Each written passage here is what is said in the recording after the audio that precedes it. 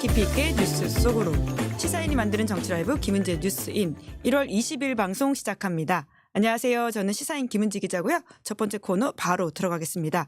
쏟아지는 뉴스에 어떻게 반응해야 될지 알려드리는 시간 뉴스 리액션입니다. 김영하 기자 안녕하세요. 네, 안녕하세요. 네, 월요일의 뉴스 리액터 신인규 변호사님 안녕하세요. 네, 안녕하세요. 신인규입니다. 네, 주말 사이에도 굉장히 바쁘게 방송을 하셔가지고 네. 또 감사드리기도 하고 또 고생이 많으시다는 말씀을 드려야 될 것 같습니다. 요즘 뭐 정말 시국인 만큼 워낙 그 상상 초월하는 일들이 발생하고 있다 보니까요. 예. 뭐 주말을 다 반납하고 열심히 하고 있습니다. 네, 사실 12.3 저는 개헌만큼이나 아주 엄중한 상황이 지금 119 지금 폭동이라는 생각이 들더라고요. 네, 관련해서 첫 번째 뉴스 바로 들어가 보죠. 네, 119 서부지법 폭동. 예, 지난 일요일 새벽에 폭동이 있었습니다. 네, 먼저 사건 관련해서 좀 정리를 해보면요. 윤 대통령에 대한 구속영장이 발부됐던 이 일요일 새벽 3시경에 격앙되는 지지자들이 이제 경찰 저지선을 뚫고 법원 경내로 침입을 했습니다. 경찰의 방패를 빼앗아서 경찰관을 폭행을 하기도 했는데요. 곧이어 이 법원의 유리창을 부수고 들어와서 영장을 발부한 판사를 찾아다니기도 했습니다. 이 과정에서 경찰 51명이 다쳤고 이 가운데 7명은 중상을 입었습니다. 취재진들의 피해도 컸는데요. KBS, MBC, 연합뉴스 등 이 취재진들이 폭행 피해를 입고 또 촬영 장비가 일부 파손된 것으로 전해집니다. 대법원에 따르면 이번 서부지법이 입은 물적 피해 규모가 약 6억 원에서 7억 원 규모라고 하는데요. 사실상 법치주의에 대한 전면 부정이고 또 심각한 중범죄다 이런 비판이 나오고 있는 상황입니다. 오늘 천대엽 법원 행정처장이 국회에 나와서 밝힌 정황도 있는데 이 시위대가 법원 청사 7층까지 올라갔고 그중에 유독 영장판사의 방만 의도적으로 파손된 것으로 보아서 미리 알고 온 것 같다 이렇게 언급을 했습니다. 서울경찰청에 따르면 현재 90명을 현행범으로 체포를 해서 수사를 하고 있습니다. 이들 중 66명에 대해서 구속영장을 신청을 했고요. 특히 절반 이상 46명이 20대, 30대라고 하는 이 경찰 발표가 나와서 또 파장이 큽니다. 과격한 시위가 벌어진 배경으로 일부 극우 유튜버들의 선동 의혹도 나오고 있거든요. 특히 정광훈 목사가 지난 토요일에 있었던 이 탄핵 반대 집회에서 국민 저항권이 발동됐다. 우리가 윤 대통령을 구치소에서 데리고 나올 수도 있다. 이런 주장을 하기도 했습니다. 그런데 이후에 이제 몇 시간 뒤에 벌어졌던 생중계된 이 법원의 난입 영상들을 보면은 이들이 이제 내전이다, 혁명이다 이런 식의 말을 하면서 부추기는 모습들이 고스란히 포착이 되기도 했고요.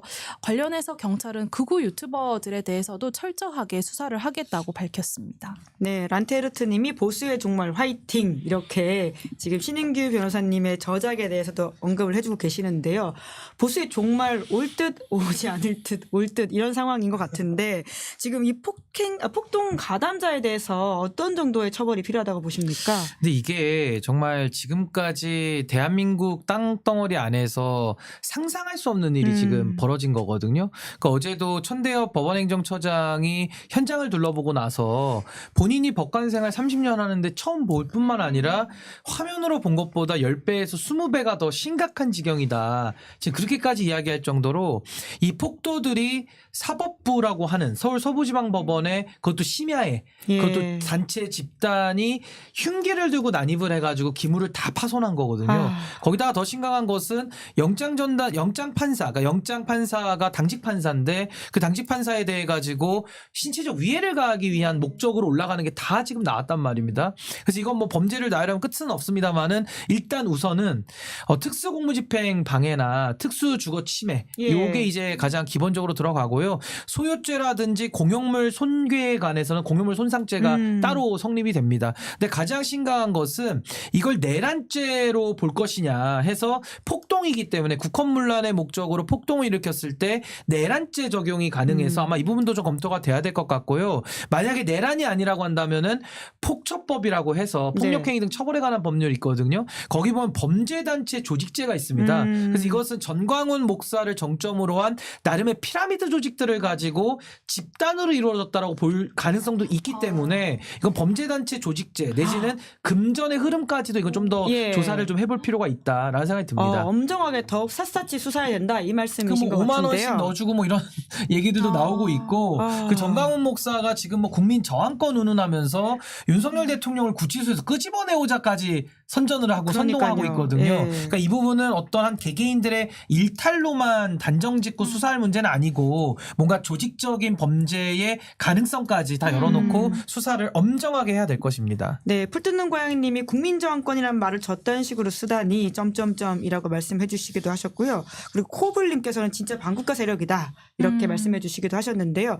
그런데 실행에 옮긴 사람들의 좀 다수가 또 젊은 사람이라고 하는 것 때문에 많은 분들이 좀 혼란스러워하는 것 같은데요. 신 변호사님은 어떻게 보십니까? 근데 이제 아무래도 좀 뭔가 물리력을 쓰면서 유리를 깨고 콘크리트를 깨면서 건물 외벽을 깨면서 지금 진입을 해서 올라갔기 때문에 아마 좀 힘을 써야 되는 일들이 많다 보니까 2030 좀 젊은이들이 앞서서 이 범행에 가담했다라고 보는 게 더 합리적일 것 같고 비단 젊은 세대만 여기 가담한 건 아니었거든요. 예. 그러니까 거의 뭐 세대를 불문하고 상당히 극단화돼 있는 뭐 저는 이분들을 극우라고 부르기도 싫습니다. 예. 이게 뭐 우파나 보수라 그러면은 대한민국에 대한 최소한의 애국심이나 기본은 돼야 되는데 기본이 없거든요. 그렇죠. 그래서 그냥 예. 강경 극우파라고 예. 부르는 게 맞을 것 같고 이것은요 내란으로 제가 아까 의율해야 될 가능성이 높다고 했는데 12.3 내란은 윤석열 대통령이 군을 동원해서 국회를 장악한 게 1차 내란이면요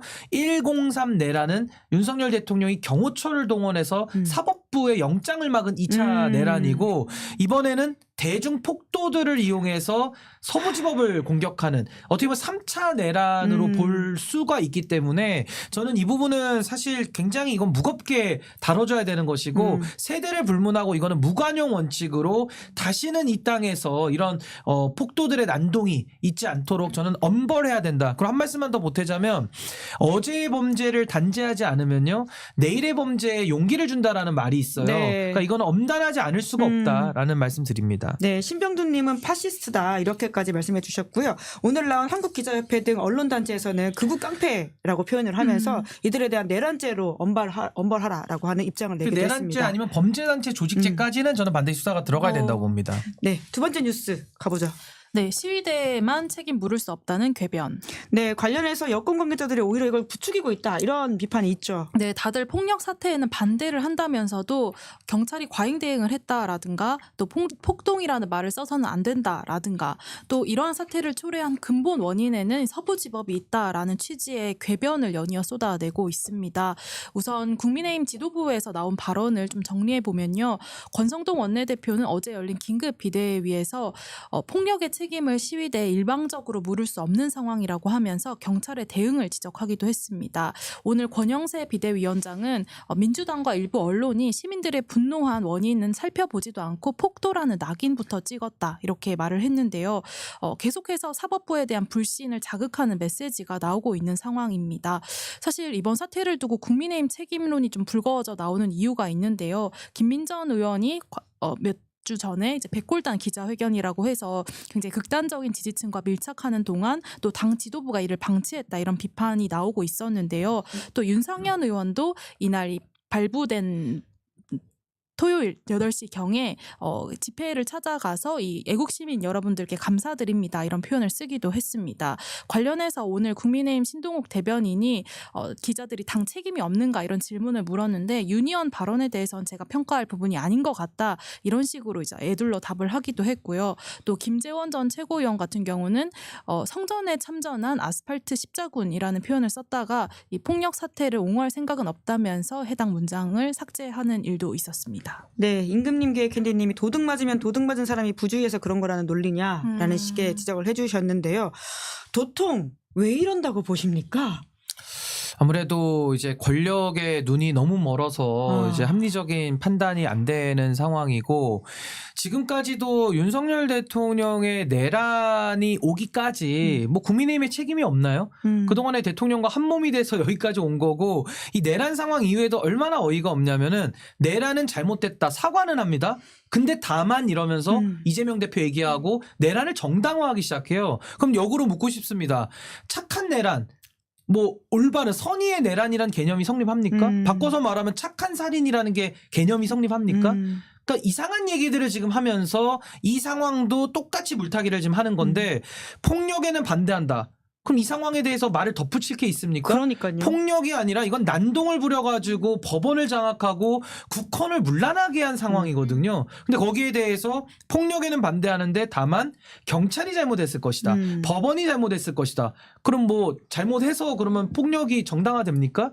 그러니까 저는 지금 이 권성동 원내대표를 중심으로 한 이 국민의힘 구성원들이 뭔가 심각한 착각을 하고 있다. 그러니까요. 저는 국민들을 정말 윤상현 의원도 개돼지 취급을 해가지고 어마어마한 비난을 받았는데 아직도 저는 그 인식을 벗어나고 있지 못하다. 전 그렇게 봅니다. 그러니까요. 이런 상황이 생긴 이후에 국민의힘의 대응이라고 하는 것은 사실 더 문제적이다라는 생각이 드는데요. 결국은 또 이제 배우를 두고 정치권에서 설전이 이어지고 있는데 선동한 배우가 있다면 누구라고 봐야 됩니까? 우선은요. 그 윤석열 대통령이 관저에서 경호처를 사설 용병화해가지고 버틸 때 그때 윤석열 대통령이 편지 쓰지 않았습니까? 길거리에서 자신을 지지해주는 분들 유튜버로 잘 보고 있다. 나도 끝까지 싸울 테니까 끝까지 싸웁시다. 자유 대한민국을 지키자라는 얼토당토하는 말을 했잖아요. 대한민국의 자유와 대한민국의 민주주의를 무너뜨린 사람이 누굽니까? 내란 수괴가 본인이면서 내란 수괴, 내란을 진압하는 적법한 공권력의 행사를 물리력으로 막아버린 거예요. 그게 바로 폭도고 사실 깡패짓이거든요. 근데 그걸 갖다가 완전히 그 가해자 피해자를 바꿔서 오히려 본인이 정당하고 적법한 공권력이 잘못됐다라는 이상한 궤변을 늘어놓으면서 싸우자라고 하니 거기에 국민들이 반응 안 하겠습니까? 게다가 국민의힘 소속 국회의원들 44명 다 어디 갔습니까 지금? 그분들이 다 관저 가가지고 대통령 지키겠다면서 사실상 내란을 정당화하지 않았습니까?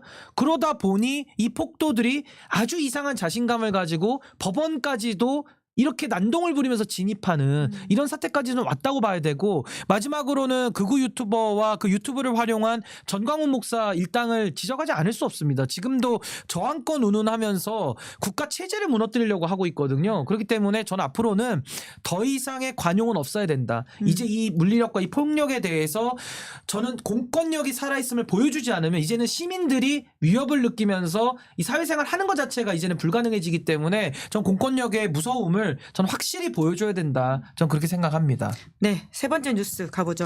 조사 부릉 윤석열 강제 구인 검토. 네, 오늘도 나가지 않고 있죠. 네, 공수처가 대통령에 대해서 강제 구인하는 방안을 유력하게 검토하고 있다라고 밝혔습니다. 윤 대통령은 이제 구속영장 발부된 이후로도 계속 공수처 수사에 불응하고 있는 상황인데요. 현재 미결수 신분으로 이 서울구치소에 정식 입소 절차를 밟았고요. 또 변호인을 제외한 외부인 접견도 금지가 됐습니다. 폭력 사태 폭동과 관련해서 윤 대통령은 뒤늦게 평화로운 방식의 의사표현을 해달라라고 수습에 나섰지만 사실 공수처와 또 사법부에 대한 불신을 부추겨 왔다라는 점에서 윤 대통령의 책임론도 피할 수 없는 상황입니다. 구속영장 발부 직후 윤 대통령 측 변호인단은 시일야 방성대국이라는 입장문을 내고 법치가 죽고 법 양심이 사라졌다라고 비판한 바 있는데요. 오늘 인권위도 윤 대통령의 방어권 보장을 권고하는 안건을 상정하기로 했는데 소요가 예상된다라는 이유로 회의를 취소하는 일도 있었습니다. 사실 지난 토요일 영장실질심사에서 드러난 윤 대통령의 진술 하나가 또 주목을 받고 있는데요. 비상계엄 사태 당시 국무회의에서 이 최상목 권한대행에게 전달한 비상입법기구 관련한 쪽지에 관련한 내용입니다. 비상계엄 선포가 위헌적 국회 해산을 목적으로 했다라는 핵심적 증거가 될 수 있는 이 자료인데 판사가 윤 대통령을 향해서 정말 이 비상입법기구를 창설할 의도가 있었느냐 이런 질문을 하자 윤 대통령이 잠시 침묵을 하다 김용현 전 장관이 쓴 것인지 내가 쓴 것인지 기억이 가물가물하다. 비상입법기구를 제대로 할 생각은 없었다. 이렇게 답을 한 것으로 전해집니다. 네, 구리백님께서 난 진짜 999번 전경 출신인데 진짜 영상 보면서 진짜 점점점점 이렇게 길게 써주셨고요. 2025님께서는 개헌보다 폭동이 더 충격적이었다. 그럴 정도로 정말 네. 엄중한 상황이 지금 이어지고 있다는 생각이 드는데요. 이 와중에 피의자 윤석열이 한 이야기도 굉장히 좀 눈길을 끌고 있습니다. 김용현 전 장관이 한 건지 내가 한 건지 비상입법 기구에 관련해서 가물가물하다라는 이야기를 하고 있거든요. 이거는 왜 저렇게 이야기한다고 보십니까? 그러니까 이제 피의자 윤석열의 입장은 이제 뭔가 이 내란에 대해서 크게 본인이 대세를 뭐 가릴 수는 없겠지만은 중요한 부분에 있어서는 본인의 책임을 좀 감면받기 위해서 이 책임을 떠넘기고 있는 거죠. 그것도 본인의 부하에게. 김용현에게. 예. 그래서 저는 참 이런 식의 모습이 얼마나 참 치졸해 보이느냐라는 생각이 들고요. 뭐 윤석열 피의자에 대해서 일일이 대꾸할 필요가 없이 계엄이라는 것이 잘못됐고 불법 위헌 계엄이라면은 그 계엄의 권한자가 누굽니까? 윤석열 당시 대통령이거든요. 그러니까 본인이 선포한 계엄이고 그 안에 담겨 있는 뭐 포고령이라든지 국회를 장악하는 부분이라든지 비상 입법 기구를 만드는 이 모든 일련의 과정들은 윤석열 대통령 지휘 하에 한 겁니다. 그럼요. 그렇기 때문에 이렇게 책임을 하급자에게 미루는 모습이 참 구질구질해 보일 뿐만 아니라 이제는 김용현 전 장관도 뭐야 이제 이렇게 되면 왜 내가 다 뒤집어 써야 돼 이러면서 오히려 그 죄수의 딜레마가 네. 이제 해제되는 서로 이해관계가 달라진다. 그렇죠. 그러면서 예. 오히려 더 진실 규명에는 더 다가가는 도움은 될 수 있으나 참 구질구질한 느낌을 지우기가 어렵습니다. 더 벅스 스탑스 히어는 어디로 간 겁니까? 그거 사라진 지 꽤 된 것 같습니다. 무늬만 책임을 자기가 예, 진다 그러고 이태원 참사부터 모든 책임은 다 시작해서요. 남에게 미루는 윤석열식 DNA가 나타난 거다 이렇게 봅니다. 네, 이제 그리고 인권위 상황도 사실 굉장히 심각한데 이게 상대적으로 워낙 엄중한 일들이 많이 일어나고 있다 보니까 덜 주목받는 것 같거든요. 관련해서 좀 말씀해 주시겠어요? 그 인권위는요. 인권위원장 안창호 그리고 인권위원 중에 김용원이라는 분 계시잖아요. 이 둘이 이제 둘 다 검사 출신인데 공교롭게도 저는 인권위라는 게 사실은 김대중 대통령 때 만든 아주 독립기관이고 사실 국제기구의 권고 속에서 이게 탄생한 아주 소중한 기구거든요. 그렇다면 인권위가 사실은 대한민국 내에도 소외된 분이 있고 정말 이 시대에도 인권의 총량이 다르게 보장받고 있는 상황 속에서 더 소외되고 인권 보장이 필요한 분들을 살펴도 시간이 모자른데 현직 대통령일 뿐만 아니라 본인의 권한을 사유화해서 내란을 일으키고 거기다가 경호처까지 동원해서 영장 집행을 막는 이런 자를 갖다가 무슨 인권에서 차별을 받고 보호를 한다라는 말 자체가 이게 성립하느냐 이게 인권위가 할 수 있는 일이냐 에 대한 저는 근본적 물음을 묻지 않을 수 없고요. 사실상 권익위, 방통위, 감사원, 검찰, 경찰 그동안 다 대통령의 사병화가 됐거든요. 근데 인권위만큼은 여전히 남아서 윤석열의 사병 노릇을 지금 하고 있다. 전 부끄러움을 좀 알아야 된다고 봅니다. 네, 신비로사님 아침 일찍부터 시작해서 하루가 피곤하신데 점점 오늘 방송하시면서 다시 에너지업 이 분노 뉴스 때문에 다시 올라가시는 것 같습니다. 시사인 왔을 때는 가장 컨디션이 좋습니다. 요때가 가장 그 황금 컨디션입니다. 요 이후에 바로 또 낮아집니다. 컨디션이. 네, 신인규 변호사님 응원하는 댓글도 굉장히 많습니다. 우키김님이 인규 신인규 화이팅 이렇게 써주시기도 하셨는데요. 감사합니다. 네, 네 번째 뉴스 가보죠. 네, 미 국무부 헌법 따르는 한국의 노력에 감사. 네, 미 국무부의 메시지입니다. 네, 연합뉴스에 따르면은 미 국무부가 윤석열 대통령에 대한 구속 영장이 발부되자 우리는 법치주의에 대한 양국 공동의 약속을 재확인했다라고 밝히면서 대한민국과 그 국민이 헌법에 따라 행동하기 위해 기울인 모든 노력에 감사하다라고 전했습니다. 그런 가운데 좀 벌어진 이번 폭동 사태를 두고 외신들이 하나같이 2021년 1월 6일에 발생했던 미 국회의사당 습격 사건을 언급하고 있는 점도 이제 눈에 띄는데요. 당시에도 이제 트럼프 대통령이 부정선거 의혹을 불지피면서 당시에 지지자 수천 명이 미 연방의회로 몰려가서 난동을 부린 사건입니다. 그런 가운데 미국 CBS 보도에 따르면은 이 취임식을 준비하는 과정에서 이 트럼프 당선인이 모두가 나를 혼란스럽다고 하지만 한국을 보라라고 하면서 이 한국 상황을 언급했다 이런 보도도 나오고 있습니다. 네, 참 부끄러움이 점점 더 전 세계적으로 퍼지고 있는 상황인 것 같은데요. 신인규 변호사님이 꼽아온 2주의 원샷 원킬러 좀 바로 넘어가면 어떨까 싶습니다. 신 변호사님의 날카로운 시각으로 이번 주 가장 문제적 정치적 사건을 꼽아보는 시간입니다. 네, 자, 좀 멀리 망원경. 바라봐야 되는데요. 아마 사진이 나오고 있겠죠. 지난 18일 밤 8시 경인데요.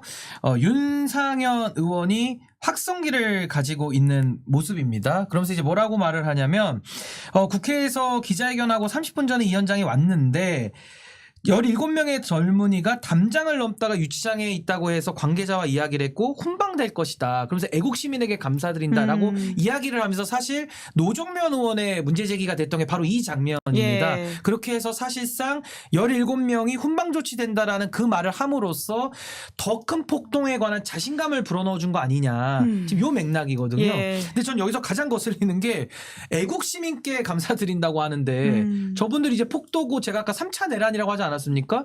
이제는 애국 시민이 아니라 내란 시민이에요. 근데 이분들을 왜 자꾸 애국이라고 하면은 지금 윤석열 대통령의 내란에 대해서 원상복구하고 책임을 물으라는 저 같은 사람은 무슨 매국 시민이 되는 겁니까? 그러니까 이거를 완전히 개념을 지금 잘못 쓰고 있는 것도 참 문제지만은 노정면 의원의 전 지적이 상당히 좀 타당성이 있다고 봅니다. 그러니까 윤상현 의원은 뭐 내가 직접적으로 시킨 게 있냐라고 하면서 또 발을 빼겠지만은 정치인이 책임 있게 발언을 하셔야죠.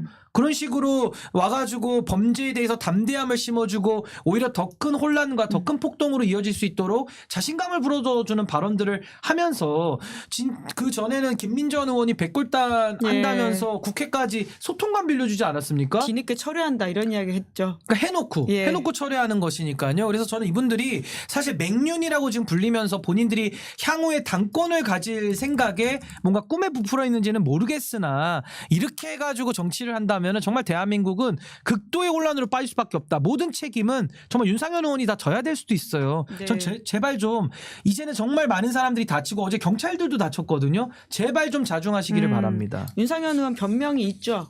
네, 페이스북에 어제 그리고 오늘도 올렸는데 어제 어떻게 올렸냐면 제가 법원 앞 현장을 떠난 22시경까지도 폭력 사태는 없었다. 19일 새벽 서부지법에서 벌어진 불행한 사태의 도화선은 다름 아닌 대통령 구속이라는 사상 초유의 사태와 그의 성난 민심이지 제 발언이나 행동이 아니다 이렇게 해명을 했고 조금 전 올린 글에서도 이것이 어떻게 폭력 선동이라고 할 수 있겠냐. 본말을 전도하는 민주당의 정치 폭력이다 이렇게 추가로 입장을 밝혔습니다. 제가 이건 한마디만 보태면 두 마디 보태셔도 됩니다. 공인의 말에는 책임이 따르는 겁니다. 저는 윤상현 의원만큼 영향력도 없습니다. 저는 방송에 나와서 제게 부여된 시간만 쓸 수 있는 사람이에요. 근데도 한마디 한마디 할 때마다 조심합니다. 근데 왜 윤상현 의원은 더 조심성이 없습니까? 이 영향력과 상관관계에 대해서는요. 우리가 증명은 할 수는 없지만은 윤상현 의원의 그 말들을 국민들이 다 들었어요. 그리고 폭동까지 나왔습니다. 그렇다면 앞으로라도 윤상현 의원이 이제 이런 말씀을 하시면 안 되는 거예요. 그래서 저는 공인의 역할에 대해서 아주 기본이 안 돼 있기 때문에 아직도 국민들을 1, 2년만 지나면 다 잊어버리는 개돼지로 지금 알고 있는 거 아닌가라는 의심이 듭니다. 네, 이태봉님께서는 제명해야 되는 게 아니냐. 빈센트님도 그런 식의 의견을 주셨습니다. 상황을 더욱더 엄중하게 바라보면서 저희도 보도하도록 하겠습니다. 두 분 수고 많으셨습니다. 고맙습니다. 네, 감사합니다. 네, 저는 1부 마치기 전에 광고 안내하겠습니다. 무조건 써야 하는 인터넷 휴대폰